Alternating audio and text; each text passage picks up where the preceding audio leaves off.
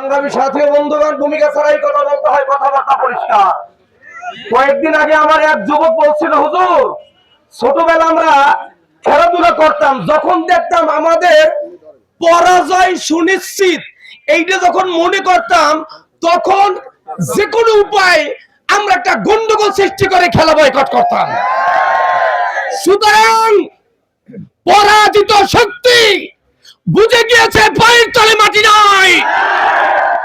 ইসলামী আন্দোলন বাংলাদেশ, বাংলাদেশ জামাত ইসলামী সহ আটটা সমমনাদল যখন ময়দানে ঝাঁপিয়ে পড়েছে, এই চাঁদাবাজদের জনগণ বয়কট করেছে, চাঁদাবাজদের বয়কট করেছে।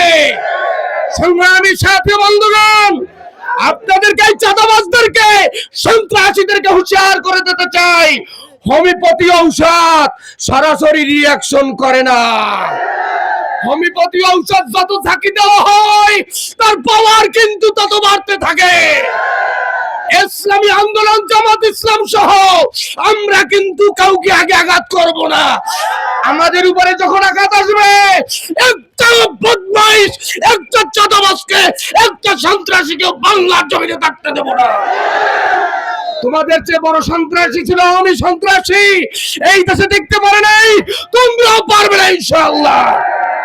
এই সন্ত্রাসীদেরকে অনতিবিলম্বে গ্রেফতার করে আইনের আওতায় এনে দৃষ্টান্তমূলক শাস্তির দাবি জানিয়ে আমি আমার বক্তব্য শেষ করছি। আসসালামু আলাইকুম।